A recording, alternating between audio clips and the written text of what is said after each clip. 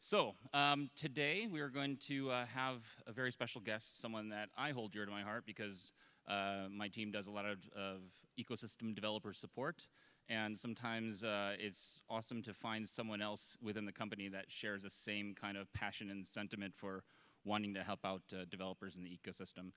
Today we have Andrei Yakolev, who's on our, he's a principal premier support engineer. So if you have a customer in a very high demand instance that complains about your app, sometimes it trickles down to our premium support organization, and a wizard like Andrei digs in really deep and helps out the developer fix those problems. He's originally from Ukraine, but he works out of our office in the Netherlands, in Amsterdam. So please, oh, and also it's his 4-year Atlassian anniversary. Congratulations on Monday. Woohoo! All right. Please welcome Andrei up to the stage. Thank you. Hi, everybody. My name is Andrei. And today, I would like to talk about the relationship between Jira and apps, plugins, that's the old name. And it's a story behind those two big words, and it's a performance story. So I would share results of the research which we did, and for those who are listening to this talk in November, it's updated and extended talk, so it's more details. And I will show the results of research, I will share the buckets of the problems, and also I will try to give you a couple of practical takeaways, so when you go home you have something to think about, maybe even improve application and make it rock solid. And before we start talking about this, I would like to get back into this performance. What is performance and what is this about? And quick question, how many people believe they had performance problem in their life? Okay, all right, good. So I was thinking, what is performance problems? And I was, okay, it's a from one point, everybody understands what is this, and from another point of view, it was really tricky to understand what is performance problem. So I asked guys in my team, I had different answer. I was like, that's curious. Then I was Google a little bit, I get different answer again. That's curious. So I decided to get to the source. This is like ZOS, right? This is one of the oldest operating system which is there. And this is the quote from the documentation. And this is as vaguely as it can be. But at the same time, this is something which that capture my mind, and then this is something I'm thinking about, is that the key word here is pain. So performance somehow is a pain. And in a nutshell, we'll talk about the pain which is caused by the different performance problems in Jira, and at the end, the users behind the Jira, because code is a code, software is software, but at the end, there's the end users there. So what exactly we're going to talk about today? I'll try to explain and try to help convince you that this story is relevant, and it's relevant to you. I will tell you the story, and then I will give you practical examples of deep dive, how exactly it looks like. And it should take around 30, 35 minutes, and then I'm planning having 5 minutes at the end. If not, afterwards, you can talk to me after this talks. So why this topic overall appears, and then how you as vendors play a role into these discussions. So first of all, I would mention that problems which I'm going to talk about is mostly data center problems, because research was done mostly on data center, and for large enterprise clients. So it's a massive amount of end users sitting behind those instances in Jira. So when companies purchase data center, they purchase for mainly two reasons, right? They want stability and they want performance. And this is something they are referring to improve the availability of the instances. They want to make sure that the investments is actually long-term, is worthwhile. And that's a big promise. And unfortunately, in some cases, apps is not helping this to deliver this promise, right?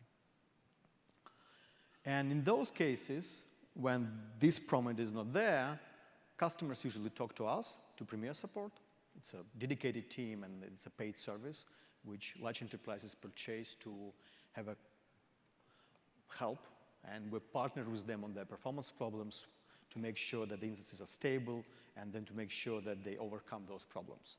And in some situation, it could be infrastructure discussion. In some situation, it could be discussion about some problems in the configuration. Sometimes it's just lack of scale. But in some cases, it gets to the code, the problems inside the code, problems inside the functionalities. And at this moment, we decided to categorize those problems, and we have inside the company, we have definition, and we have goal to make sure that we relieve this pain.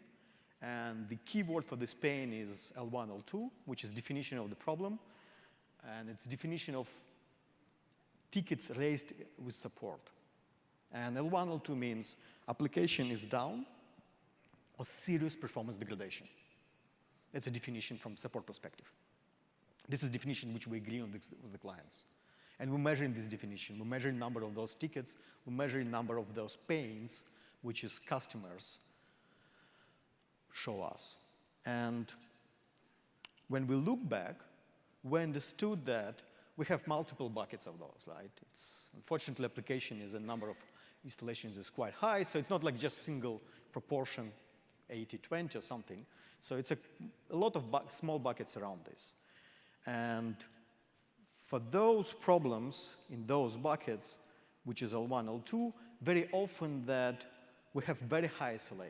It's like 30 minutes, 2 hours to make sure that we resolve the problem, to make sure that we get to the bottom of this. So, and this part is where it's kind of relevant to you, is that 10% of those L1, L2s is related to apps. It's a quite high number. And this is exactly where you can help. Lowering down this pain, lowering down the amount of pain to much less. And numbers is good, right? Numbers is a nice way to quantify things, but at the same time, there's more than just the numbers. There's a story behind those stats. And it's hours spent on troubleshooting. From premier support perspective, it's our time. But it's also the time which is companies spending to troubleshoot with us, collect the data, analyze the data. And at the same time, it's multiple downtimes and multiple hours which end users spend, if you can say it in a nice way, with this problem. It's like a negative experience. And the last part here is more like outside it. If you think about this, all this massive amount of problems, massive downtimes, which might happen multiple times per day, they break very important part. They break relationship, and they ruin the confidence. And at a certain point, the Jira admin or end users might say, well, we don't want this app anymore. It costs too much trouble. Or, OK, hold on. We have this app. We stabilize ourselves. And then don't install more apps anymore, because we're tired to fight with what is going on. That means either problems with existing app, which is meaning like licenses not used, or it's a problem with not new apps installed. And this is two sides of this. So first of all, in some cases, user experience might be degraded. In some cases, it could be lost opportunities. I hope it's convenient enough that the problem is relevant. So we thought about, OK, so we know the numbers, but what makes those numbers?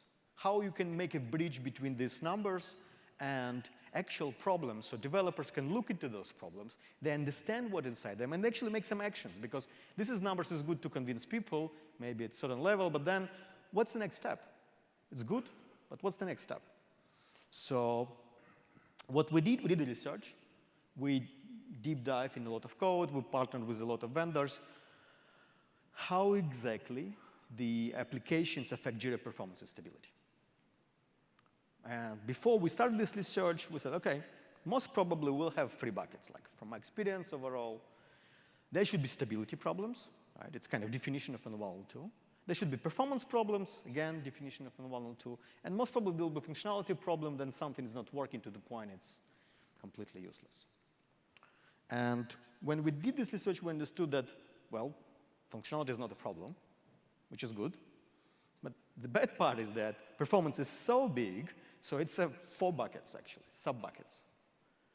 So it's a memory sub-bucket when the problem is such a pronounced problem that it's visible throughout of memory or massive GC. It's like area which is exactly visible inside the performance. Then another one is DB, and we'll talk about these buckets more in details.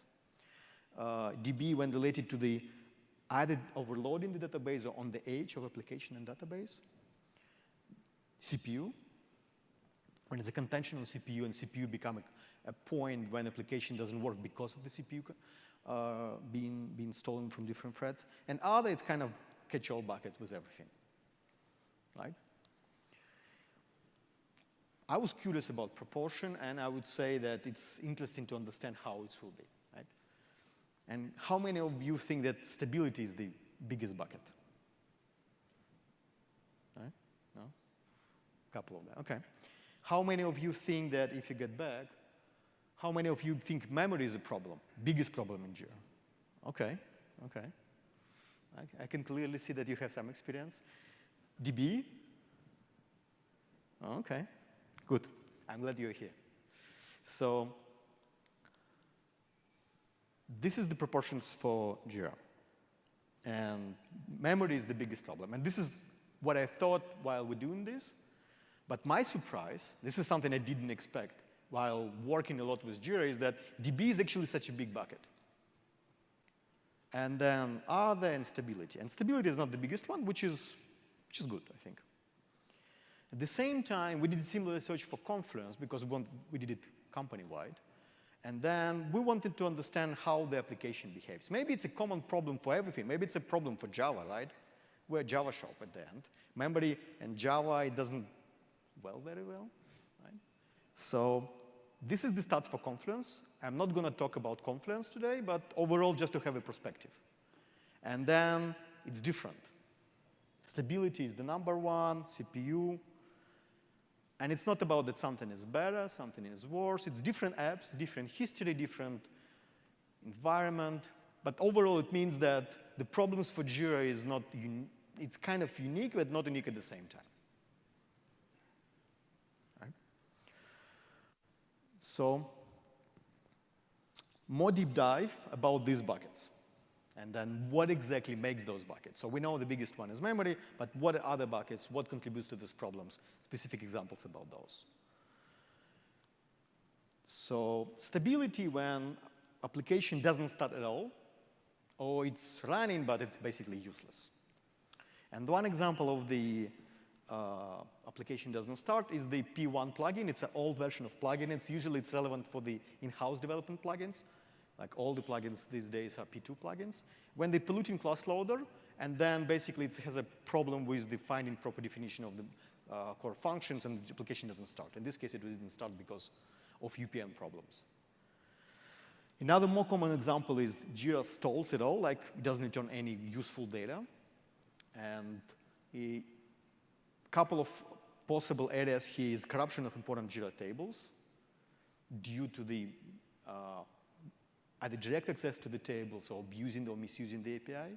And the Jira can't correlate and can't recover itself from the situation. It's become null pointer exception at a certain point. Or corruption of the cache, when the cache becomes poisoned with bad data. Another one which most probably everybody has, I had it, the recursion. Right? And then recursion leads to Stack Overflow problems. With Stack Overflow, it's interesting. Normally, you think, OK, Stack Overflow is something which only this thread will care. It will be killed, and that's it. We'll move on. In some cases, Stack Overflow is part of the critical function, like cache population in the critical code, or the BCP operations will lead to corruption of the internal memory structures. So basically, Stack Overflow in the frames will lead to the situation then this part of the functionality is useless. And that leads with Jira with being completely unusable. You need to restart. And the last part is more like a dynamic problem, exception in main execution flow. like during the page rendering, something like this. Then when there's a filter or some core functionality, and then exception in this code prevents the whole page rendering from happening. What's interesting about stability problem is that most of them quite well described as the bugs. It's the production steps. You can have a staging environments. You can reduce the problem there easily, quite easily, with the configuration of Jira. So those problems are kind of easy to understand. They are there. You try it again and again and again. It's still there. The performance problems contrary to that. Usually it doesn't exist when you have a single user on the instance. Maybe depends on the configuration. So those buckets are different. That's why they require different technique. So here the example of the performance problem, which is other bucket, is that slow application. It was caused by the large number of cache flush events, especially in the data center environment. When you do cache flush events, this cache flush happens across the whole cluster. Basically, at a certain point in time, your whole cluster is not responsive. And if you have a lot of them, it responds quite a lot of time. Jira provides you a couple of granularity, what kind of cache flush events you can do. And in that case, the plugin was doing the flush all, which is quite coarse cache. It's not a cache, it's a meta flush event. So it flushes everything. So the mitigation could be either prevent cache flush if you don't need it, or just use that specific cache if you actually need it. Another example is excessive locks in specific code, which is dependent to the functionality. It could be that specific part of the gadget, a specific part of configuration, which uses the code, uses its own locks. And this is where Jira becomes dependent on this part of the code because of the excessive locking. And the last example is, I would say, a little bit tricky. Here, because of the creating and parsing a lot of XML, Java code creates a lot of SAX parsers, quite behind the scenes. Those parsers need to be properly created and allocated by JVM, and it becomes contention point in class loader. So it's quite deep inside the JVM. But since it's a contention point in a class loader, it's become contention for other parts of the Jira, because sometimes Jira needs to load the classes for other operations. For example, for execute the OSGI or going through these proxy abstractions. So this is when one part of application affects another part of application quite deeply inside the JVM, something which you would normally not expect. And without load, this is not reproducible. You need a lot of load for that, because this is bottleneck deep inside the JVM. Kind of, sometimes it could be as hard as that. DB problems. Here, usually they are around active objects, and the typical problem here is that active objects as a tables become big, and they don't have indexes. Obvious answer is that delete the data if you don't need it, do housekeeping jobs, and also you can use annotations for classes, and you can create indexes for the tables. Don't create all possible indexes because they're expensive, but at least create indexes where it's necessary. And those queries with proper indexes, then it will be fast. Normal situation, you have like 5 million rows, and you query the table without like simple ID, without index, and then this is where it becomes a problem. Kind of edge case situation when plugin abuses the API. It's a valid API, which goes to database, but abusing this API causes the problem in database. Kind of hammering the database for this. And the last one is on the edge between the application, between the Jira and the DB. And it's when the DBCP pool inside the application is basically become clogged. You can't take the allocate application. This is when the plugin, and this is another point similar to the discussion which we had with JVM, is that the bottleneck in one part become bottleneck for the whole application just because somebody abuses this. It's a common resource. And being not a good citizen, this is when everybody struggles. And then here it could be as a side effect of slow queries. So there's not a problem overall, but since the query is a little bit slow, they take a little bit longer time in the pool, and the pool become populated. Right? In some cases, you can just increase the pool size to overcome this problem, but it's not always welcome. More typical problem is here to have multiple connections per transactions. And this is where you basically have 2 or 3 connections per user actions, and then you have many user actions, you just allocate all the connection from the pool, and that's it. And here, tuning the connection pool doesn't help that much. So good practice is that don't use multiple connections. Just have one connection. And the last, more like a side effect of another problem, is that it's a dog pile of caches when cache population doesn't happen in a single thread within the app. And all these threads go to database to allocate the data. It's kind of valid connections, valid code, not reproducible in single request. And then you have 30 connections going to the same database for same request, and then suddenly this DBCP is out. And then there's a problem. And last bucket is the biggest one, as we know. It's a memory. And it has 4 pronounced problems related to GQL, related to out of memory for large data sets, related to leaks in thread locals, and excessive memory churn. And to this point, I would say that we really need to go deeper with more examples. Because this is the biggest bucket, and since it's the biggest bucket, I believe we can do the most impact on this area. And that's something I think having more details here will help. And before we move on is that, how many of you had experience with one of those specific GQL problems, specifically GQL with Jira, when you have out of memory because of GQL? Awesome, cool. In most cases, there is easy win. So one of the typical problems, one of the typical problems with out of memory for GQL will be because of the asking too much data from the scene. And here it's a function of size. If you have small instances, it's not a problem. If you have a big instance, this is immediately when things become really hairy. And the typical approach is that we ask in Lucene, please give me the data. We do search, and then at this point in time, Lucene is out of memory because it's 3 million, 5 million issues. The easiest approach is that use max result. Don't ask everything in one go, use specific pagination. That will be the easiest one. In a lot of cases, there's even better approach, and we'll touch this a little bit later from another angle, is that you can use issue collector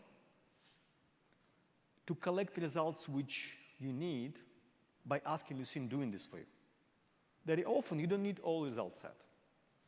Very often, you just need the issue ID, for example, or you need maybe assignee, some couple of fields, like up to 5. And in this case, you can just allocate this job to Lucene. Lucene will do it for you and just get back the results. That means you don't need to load all these objects into the memory, and that means less memory usage. We work with the vendor on this, and then they posted the community on the dev forum. And I really advise you to read this. It's a very good post with more details, more examples, the snippets of the code. Practical, you can copy-paste and start using it right away. This is a recent post from our team working on Lucene upgrade on the same subject with a little bit more details, how you can use Lucene optimized way in Jira 8, because in Jira 8 we upgraded Lucene, and some of the things there also changed. So again, please go to dev community and check it out, the recent post there about Lucene. Problem for dataset, it's kind of obvious. I believe everybody knows this, but I just wanted to mention it because, first of all, it's a problem. Second one is that for the sake of having the holistic overview of this is that it's too much data processed. And the obvious answer is that don't process too much. So use streaming API, use pagination to make sure that you control amount of memory which you allocate. In cases of when you accept the user request, make sure that you do also pagination on this. And the biggest task is test on large data sets, like 500,000 issue, 1 million issue, big requests, big reports. This is where it's easy to reproduce the problem. This is when it's easy to capture the problem while you're testing. The next one is interesting.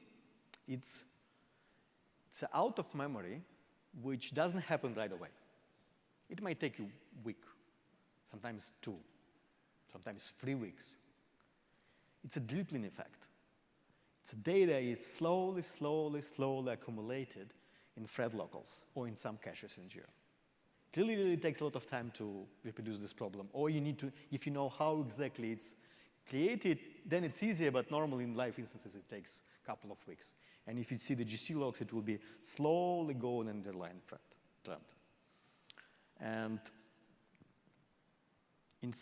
these are a couple of possible situations. In some cases, the Jira authentication context, it's a side cache which Jira creates for you to make sure that it provides you good performance. It's kind of companion which is always there for you. And in some situations, when you have very long-running threads with batch processing, this cache accumulates the results because it thinks that you're going to reuse the results. It kind of assumes that you might, if you just did something a second ago, you might just do it again. It's a good assumption for user actions. Because very often when you do something loading, you will load the same username multiple times. But if you do clearly batch processing, which is not true, you know that you will touch the issue once and that's it. You will move on. And this is where you might accumulate a lot of results set there, especially if you do it inside your own threads without properly cleaning those result set. And these are more examples I'll share with you. And another one is that thread locals and then no finals for thread locals. And then basically, in this case, if you have some exceptions or something, then those thread locals are lingering around. And if those thread locals are part of the long-running pool of threads, which will be HTTP pool from Tomcat, which is user-initiated sessions, this is where those thread locals might stay forever until somebody starts them. Kind of obvious answer would be always clean thread locals. Make sure you test them, make sure that you don't forget about removing them, especially if you're assuming that these are the batch jobs, threads which you create for long running, maybe weeks or like a couple of weeks, or it's a threads which part of the user sessions, HTTP context, because those threads will stay long. And you can't control lifecycle of them. Tomcat controls them. What you can do is your tests. You can run soak tests, maybe 8 hours, 1 day, depends on your data sets. So usually after this time, you might see some trends, and you might see some patterns there. And what you can do, you can collect the heap dumps before and after the test, and then check if you see some memory structures which you have no idea where it's coming from, and they're growing. That could be a good example, and this is exactly how we capture the problem normally during the analysis. And you can refer to this ticket. This is a good example of this problem explanation, so you can follow up on this with this performance bugs. That's a Jira Atlassian.com ticket, just in case. Last one is, I think this is the hardest one and most kickiest one. It's a lot of full GC due to excessive memory churn. And I'll step back for a second and explain the context. What is this? So since allocation in Java done through the heap and it's not direct allocation, then Java will need to clean this memory at some point. So when Java can't clean this memory concurrently anymore, JVM will say, whoa, whoa, guys, too much, pull back.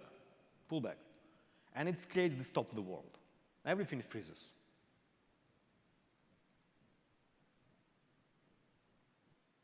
$10 seconds, maybe 20 seconds. And sometimes this freezes happens 10 times in a row, so back to back. So 10 seconds multiply 10, it will be a couple of minutes of complete downtime of application, which perceived as downtime, and it's true downtime for end users. Here, the problem also is that it's quite intertwined. One part of this is that these memory allocations might happen in different places. It could be way below the abstraction level which you're working on.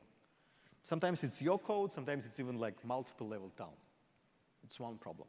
It's one dimension of this. Another one is that these memory allocations, if you test them on the lightly loaded instance and you have good JVM settings, they will be allocated in the area which is called new gen. And garbage collection in this area is super cheap. It's milliseconds. The moment when those objects are moved to old gen, this is where the problem is. And that means it's reproducible under load only. or mostly under load. And the last part is that the behavior of the JVM itself, GC behavior. It depends on the configuration of JVM, which might be different per customers. Depends on other configuration running there, other apps running there, how much at this specific moment in time somebody created the report, which will take 4 GB of memory. So it might be also floating with this configuration. So all this intertwined. But at the end, it's when so much garbage is produced inside the JVM that JVM will say, it's enough. I can't hold this anymore. Pull back. So to give a couple of examples, practical problems, it's millions of score docs allocation for large scenes when hit queue is used. And in this case, it's kind of behind the scenes. You use the hit queue in not very optimal way, and this hit queue search by Apache, Lucene itself, produces so much score docs that it's basically become too much for JVM. That's one example. Another example is that XML Beansly presentation of the document cells and processing large document cells by abstracting those releases the millions of objects of these XML elements. This is where they become a problem. The advices for these areas is harder because the problem is overall hard. So I would say generic one, maybe it's too generic, is that if it's your code, try to reuse objects. Don't just produce garbage. Try to see if you can reuse objects, if it's possible. Or maybe know the API behind this and change the API. Like in this example with the hit queue, using the hit queue was not a good API to solve the business task. It's better to switch to something else. And that something was basically produces less garbage.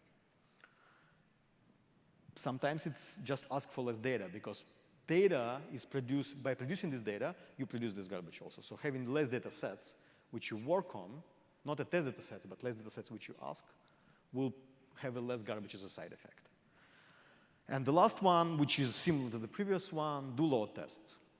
And here your friend will be GC logs, because it's hard to use the heap dumps for those kind of problems. It's usually better to use memory profilers.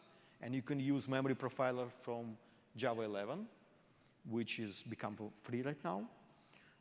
In Java 8, it was paid, but you can still use it for tests. So GC logs will help to have a profile between the data, and also at the same time, measuring the response time plus GC will get extra dimension to the problem. If you see that between releases response time is the same, but GC increased twice, there's most probably something going on with JVM. It's quite a lot of details, I understand. I feel that might be overloaded. So takeaways. As summarized and recap what we discussed today. So then I would like you to be aware that apps is affecting the application stability and affecting Jira stability. And it's 10% for DC. Memory usage is the biggest one. I would say addressing the memory usage will have the biggest effect on the stability, and it will really move the needle there. And I really encourage you to avoid the problem.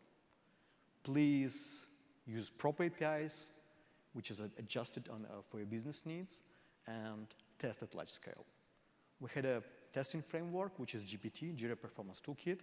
It provides large data set, so you can use it as a starting point. If you want, you can use also GPT as the testing platform if it suits your need. With that, we have like around 5 minutes for questions. Well, thanks,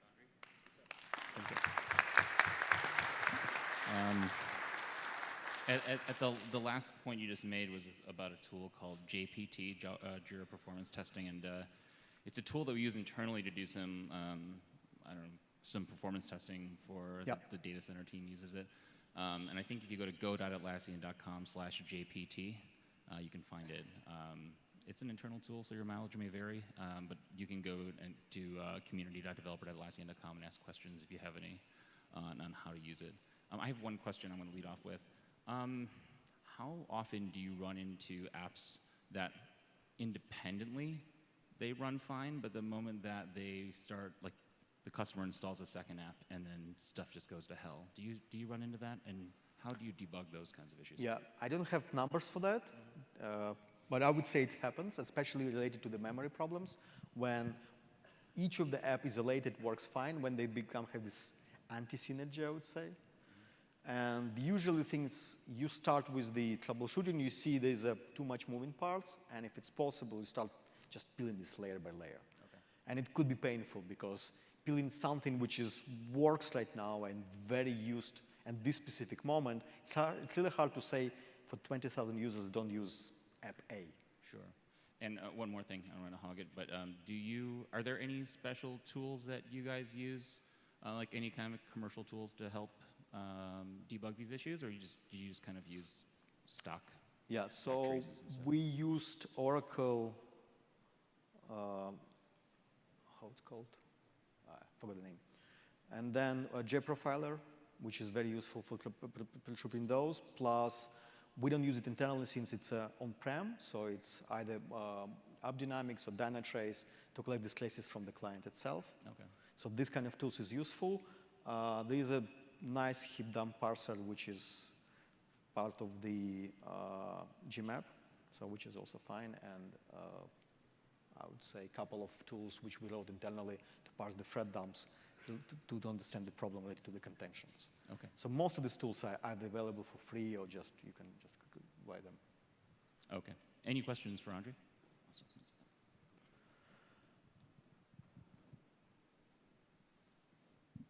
How does the new data center approval process help mitigate these app-related performance issues? It's an awesome question. It's an awesome question. So, I remember the name of the Java app, just recall it, Flight Recorder.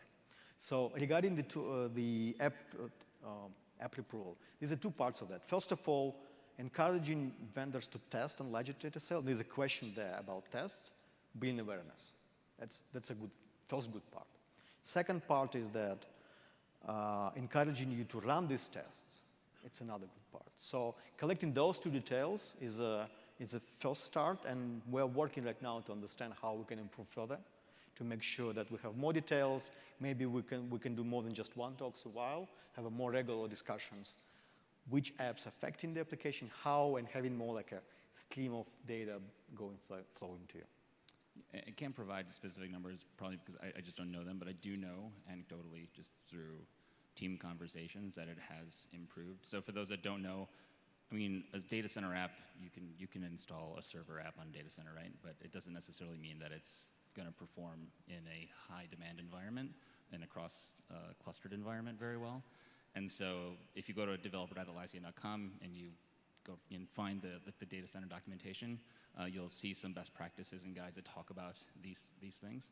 But we definitely have responded to the customers that have been complaining about, well, this app is not data center ready. I mean, even though it says it is. So we've put a program around it to ask the vendors to do some very specific tests to make sure that their apps are working well.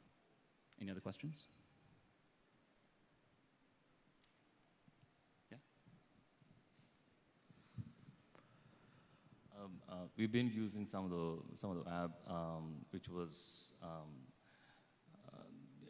data center approved before before the change, right?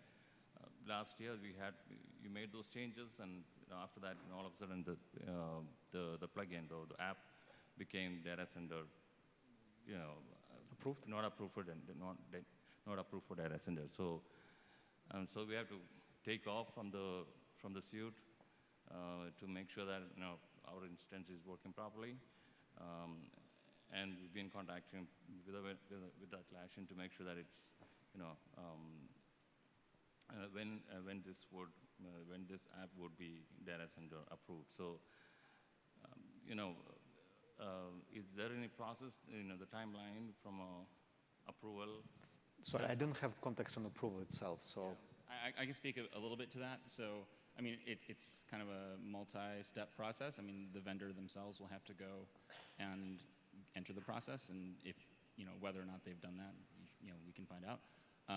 But also, I mean, when you were using the server app on your data center, were you having performance issues, or is it just kind of more of a company policy that because it doesn't have a badge on it, we better not install it? Okay, got it. Yeah. but let's take it offline. So part of my team's function is around not necessarily data center app approvals, but just app approvals in general, right? So we can talk about that. Any other questions before we let Andre go? A little bit over time. Oh, that's right, yeah. Yeah. Well, thank you very Thanks much, Andre. everybody. Good job.